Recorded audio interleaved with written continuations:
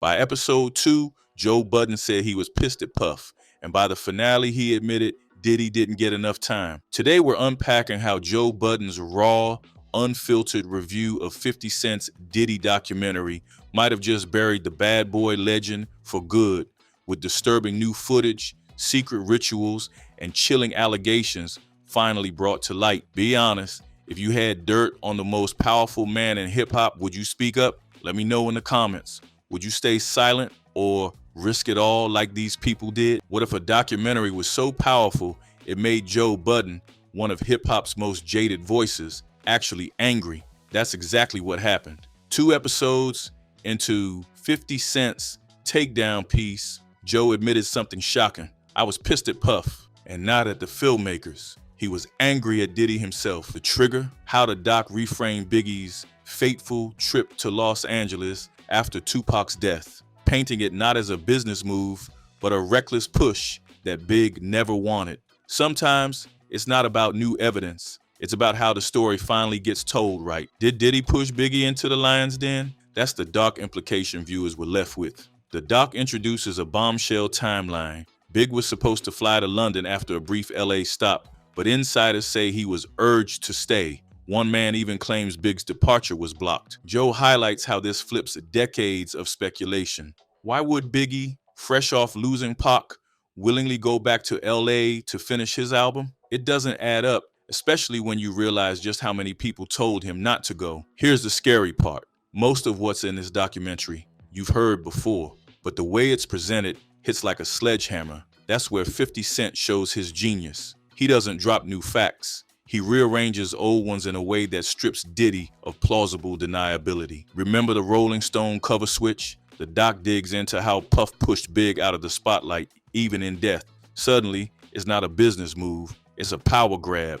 When receipts are reorganized by someone who knows the game, everything changes. Diddy never just wanted to be the executive. According to the doc and Joe Budden, he needed to be the star. That's the thread running from Danity Kane to Dirty Money.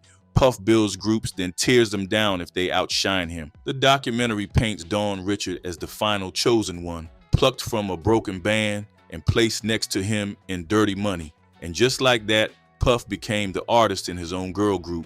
Joe says it straight. This was never about their talent, it was about his image. When ego becomes the product, everyone else becomes a pawn. For years, Aubrey O'Day hinted she had dirt on Diddy, but never said a word. Now we know why. In the doc, Puff allegedly told her, "I'm masturbating tonight thinking of you." When she didn't play along, he kicked her out of Danity Kane and claimed she wasn't promiscuous enough. Joe describes the moment they cut from that text to footage of Diddy firing her. Aubrey's look says it all: shock, disbelief, and betrayal. And yes, she did speak, finally.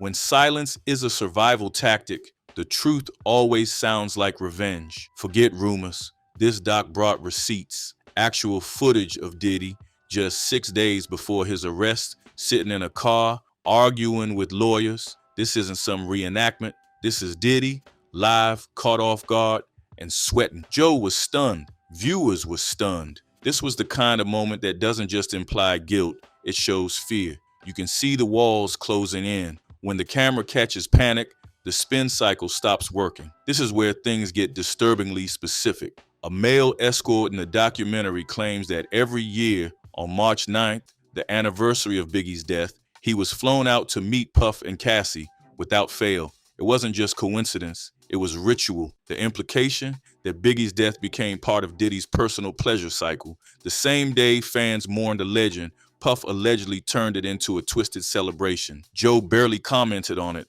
because really, what can you even say? When grief turns into gratification, you're not honoring the dead, you're haunting them. The same escort goes further. Toward the end of their relationship, he says Cassie and Puff began collecting his semen in a cup. When he finally asked why, Puff allegedly replied, "I like to make her drink it, play with it, douse in it." This wasn't hearsay.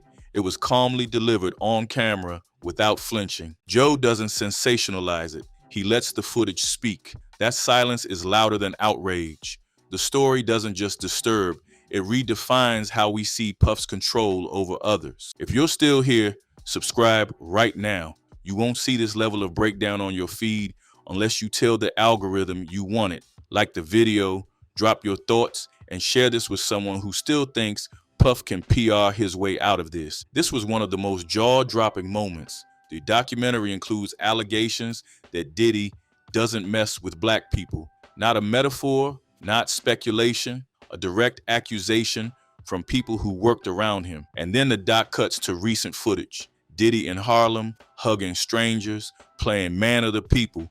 But to Joe Budden and anyone paying attention, it looks performative, like a man trying to reconnect with a culture he long abandoned. Joe Budden doesn't mince words here. He calls Diddy a sinister, mega talented, more talented than everybody gangster, and in the same breath, a master manipulator. He's not denying Puff's genius. He's saying it might be the problem. Because what happens when brilliance and power go unchecked? You get a mogul who doesn't just outwork the competition, he outmaneuvers the truth. Joe even suggests Puff could bounce back if he plays the redemption card just right. This one blew up on social media. Puff is seen saying, "I need a shower. I touched 150 people. I need sanitizer." On paper, that sounds like basic hygiene, but in the context of the documentary, it gets sinister. Joe Budden admits he actually agreed with Diddy here. He gets the germophobia, but the way it's edited in the doc is used as symbolism.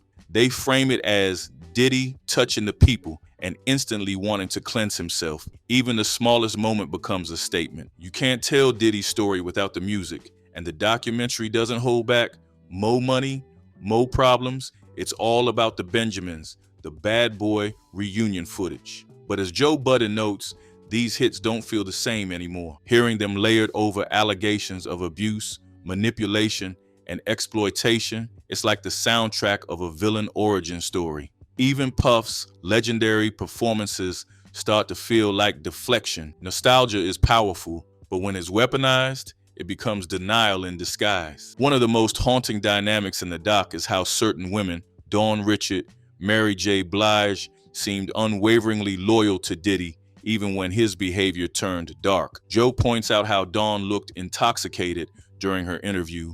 Allegedly, her energy screamed 10 toes down even when everyone else was backing away. This is loyalty weaponized, allegiance used as armor, and it's what helped Diddy maintain power even as the walls crumbled. When your ride or die starts dying on the inside, loyalty becomes a leash. Let's ask the uncomfortable question.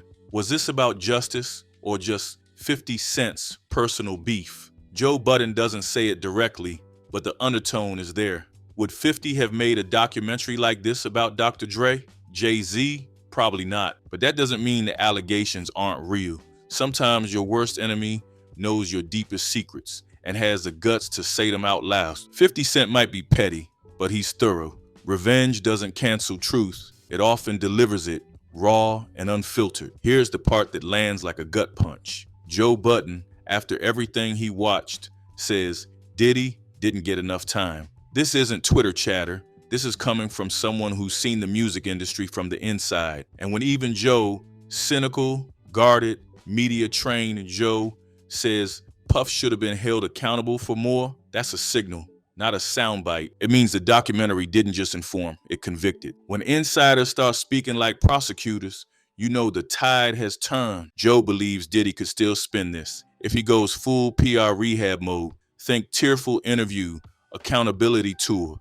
maybe a healing podcast run. In America, we don't cancel villains, we rebrand them. But there's a problem now. This documentary isn't just bad press. It's a play-by-play of systemic abuse backed by footage, timelines, and victim accounts. That's not a scandal, that's a case file. And with every silent witness now speaking, the window to rewrite the story may be slammed shut. You can only control the narrative until the footage starts talking louder than you. Joe Budden drops a chilling hint. This isn't the last documentary like this, and that may be true, because if 50 Cent just cracked the door open on exposing industry predators with receipts, who's next? Dr. Dre, Jimmy Iovine, Jay-Z? The floodgates are open. The era of protected moguls may finally be over. What 50 did wasn't just petty, it was precedent setting. And now, no one's legacy is safe from the lens. This wasn't revenge. This was a reckoning. and it's only the beginning. What started as Joe Budden casually reviewing a documentary turned into a public reevaluation of an entire empire,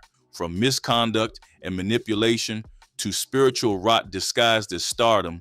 The reckoning delivers on its name. If even Joe walked away saying Diddy didn't get enough time, we may need to rewatch everything with new eyes, from bad boy hits to reality show highlights. And if 50's blueprint sticks, this might not be the last music mogul forced into the light.